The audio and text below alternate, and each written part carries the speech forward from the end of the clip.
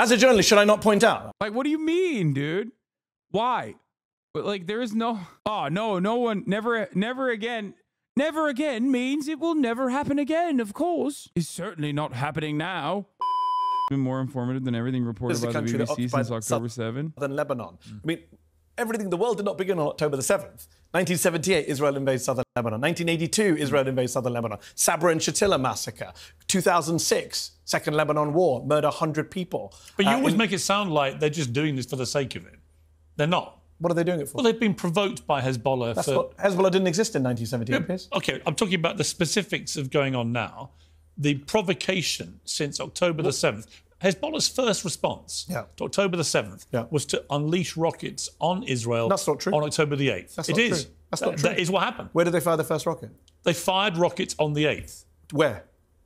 Well, you tell me. No, you just said they fired at Israel. Where? Well, he's gonna say they fired their first rockets on occupied territory that isn't even Israeli territory to begin with, which is correct. They fired in the direction of Israel. Where did they hit? They fired at the Sheba Farms. Answer, tell me. I do. They fired at the Sheba Farms, which, as I said earlier, is an area of Syria. Well, the Lebanese claim it's Lebanon. Syria claims it's Lebanon. Israel says no and is occupying the Sheba Farms. They fired at Israeli military installations in the Sheba Farms. Now, have they got fired in Israel? So since? they were firing at Israel. They were firing Yes. at an area that Israel says is theirs. Oh, okay. Well, now southern Lebanon is going to be an area that Israel says is theirs, and then when they fire rockets in the southern Lebanon, that will give more cause to Israel to go and invade and encroach further and further into Lebanese territory. It almost feels like this is 1948 all over again.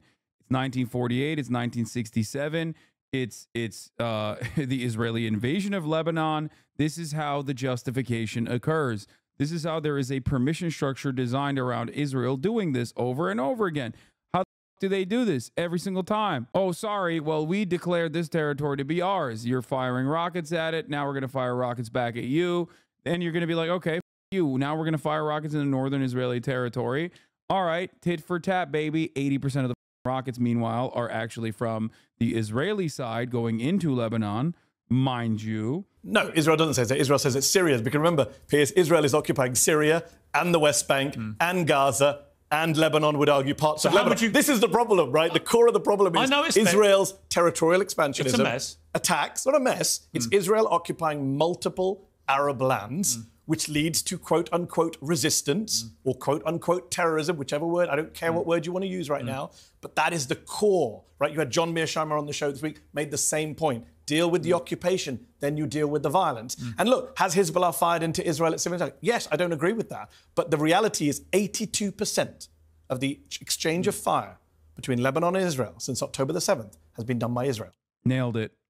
He hit all the talking points. He hit all the points. To Americanize it, imagine if Russia attacked Canada, so America fired back at Russia with Canada. That's basically the same logic they used. Yes. More of Mehdi cooking Piers on that episode. Rhetoric. I wish I didn't have to compare Donald Trump to Hitler.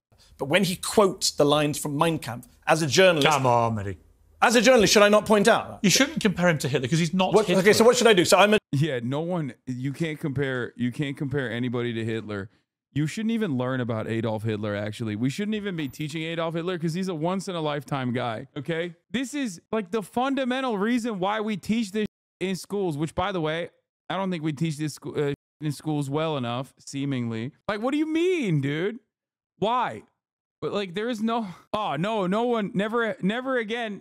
Never again means it will never happen again, of course. It's certainly not happening now. They talk about him like he's the GOAT. I'm a journalist. Donald Trump says immigrants are poisoning our blood. I go look in history, who's the only person who said that? Hitler. Should I not tell my viewers on Piers Morgan Uncensored? Should I go, can't tell them that? No, you can you can say he shouldn't use language like that. Can I say he's quoting Adolf Hitler? You can't say he's the new Hitler. I mean... I don't know if he's the new Hitler. There's definitely a lot of Hitlerian politicians out there. There's a long list, dude. I called him the new Hitler. Right. I've never called him the new Hitler. So you accept the people who but say I'm allowed. that. But you say I'm allowed to say he's quoting Hitler. You can, if he uses a direct sentence, which you can chart back to. It's almost directly the same. That's absolutely fair enough. But the idea that there is any comparison between Trump and Hitler, course not. Hitler is Hitler. We know that. Is appalling. Hitler is Hitler. Do you agree it's appalling?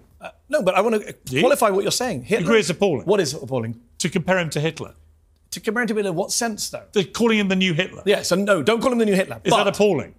Oh my God, I'm not playing the silly game. Give me a word. I don't want you put words Give about. me a condemnatory word. I think it's not accurate to say he's the new Hitler because Hitler killed 12 million people. Yeah, it's not true. Not offensive. But if you let me finish the sentence? No, it's not. It's not offensive. I think it's ridiculous to claim that like Hitler is some unique specimen of evil, dude. What?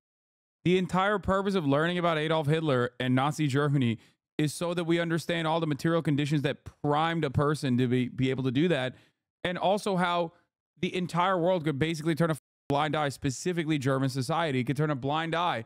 Except if you kind of read into that a little bit too much, you start noticing the parallels between Israeli society and Nazi Germany. And then all of a sudden it's like, oh, that's a weird thing to think about. Yeah, we shouldn't do that, actually. Don't learn about Hitler. I take it back. Don't learn about any of that. like, come on, dude. Like, this is kind of like a liberal version of being like, well, did he say he was a Nazi? You know what I mean? You know how like Nazis will always engage in like Holocaust revisionism or whatever, and then be like, well, actually, how dare you call this obvious neo-Nazi a Nazi? After all, did he say he was a Nazi? And you can play that song and dance all the way to like everyone but Hitler virtually to be like, well, they didn't actively petition it or whatever. Right. And it's all a lie. It's like, that's why we say, if you're sitting at a table with one Nazi and there's 10 other people, then that means there's 11 Nazis at the table. All right. Straight up. And that's instructive in understanding how fascism thrives and fascist actions thrive in modern society as well. And unfortunately, that comparison might hurt your feelings because it's literally virtually what is going on in identical terms in Israeli society. Israeli society is held together by a resilient and quite unfortunate bloodlust for permanent military occupation everywhere they can get it. Okay? And also supremacist attitudes, ultranationalist supremacist attitudes for the in-group being Jewish people. That's it. They can masquerade around and say it's for self-determination, it's for sovereignty, it's for we have to create a Jewish nation state. Israel has a right to defend itself over and over again. But you can't keep saying that. It's not like the Germans didn't say that. You know what I mean? They said that too. They said the exact same, actually, identically. Just the in-group out-group was different. I speak to a lot of fascism scholars, people like Ruth Ben-Ghiat, Jason Stanley. A lot of people say that there is an analogy between what Trump is doing in America now and what happened in places like Germany in the 20s and 30s. No, right? I respect your opinion. I respect your opinion that you don't think it is. Well, give me an example. I'm not having that argument around. I'm trying to make a separate point, which is if fascism scholars are saying we look at history and we make comparisons, they are scholars of fascism and they're saying, hey, hold on, the rhetoric is very similar. The way they're operating is very similar. That is it. That, first of all. By the way, he's talking about Trump here, not even Israel, which a comparison within Israel is also apt. The comparison for America is also apt as well, 100%. Our appetite for destruction is also endless, even though, unlike Nazi Germany, whereas like the Israel comparison is better for Nazi Germany because of the personalized aspect of it almost, because it's like violence that it's dishing out to its own subordinates, basically, its own people that it's held captive for generations. Whereas with America, we have like streamlined the process. It's a machine of death and destruction, but it's far away. So it's easier to not really think about it, which is why you always have in American society, people of two minds, people that are like, hell yeah, America being the world police is great, but also simultaneously like, I don't know if we should be spending so much money on war, right? Like, that's not necessarily the same in a country that is hyper militant like Israel, especially when like the violence that they're dishing out is directly in their doorstep. You know what I mean? America got done with its ethnic cleansing campaign a long time ago with its indigenous population, even in terms of its like chattel slavery regime, right?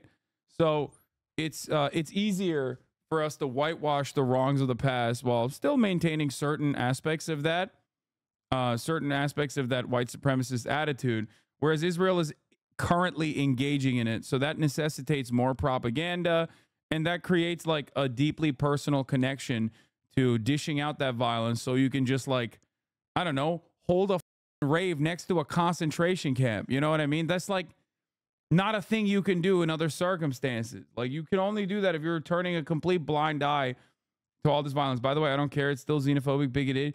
Britain has done more to pull some licenses from Israel than America has. And I'm Australian, by the way. Oh, my God. If you think that I'm not sufficiently shitting on America every goddamn day, I don't know if you're hearing the words that are coming out of my mouth at all. Okay? And England can take some of that smoke, too. God damn, Australians. Some of you are the coolest people I've ever met in my life. And some of you are such peasant-brained cucks. It is mind-boggling. No wonder you are still under the Commonwealth. Holy dude.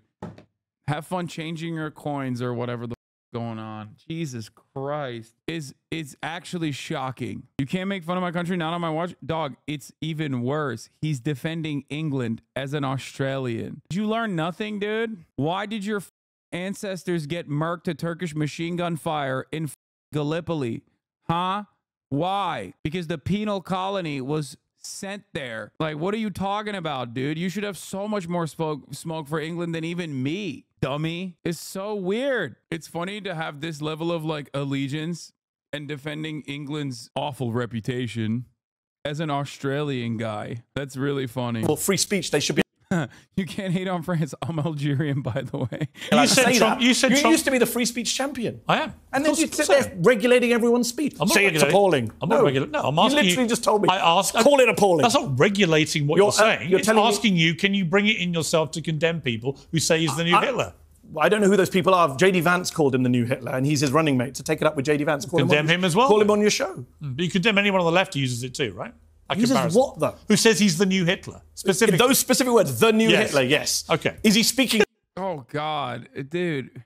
Mehdi, don't play this game, dude. It's so annoying. It's such an unproductive game to play with this baboon in his suit. Like Hitler? Yes, he is. Okay. And that should be condemned. Hold on, do you condemn him speaking like Hitler? Yes. Does that not outrage you? Of course. He's like your pal. Why don't you tell him to stop it? Of course. Have you ever told him to stop quoting Hitler? Yes, probably. I can't remember the last interview I did was before or after, but if I do again, I will. Yes, of course. Good. And hosting a Holocaust dinner at Mar-a-Lago? But yes, Nick Fuentes, absolutely. Have you told him to stop doing that? I said it on Twitter to him. Don't let white supremacists anywhere near you. Why are you doing that? Nah, that's not condemnation. Don't let white supremacists anywhere near you. Why are you doing that? While also simultaneously quoting Adolf Hitler. Sir, Mr. President, sir, why are you doing that? It quite seems like you like it. It seems to me like you're giving people the wrong impression. Or maybe the right impression, I don't know. That's a question. I think it's condemn it. It's disgusting. It's appalling. It's appalling. Good. There you are. Agreement. You're trying to regulate my speech. I love when we agree. Anyway, good stuff. It's unseemly, my good sir. How dare you? Unseemly, I say. Where's Paulum? He's late. He's going to be late today.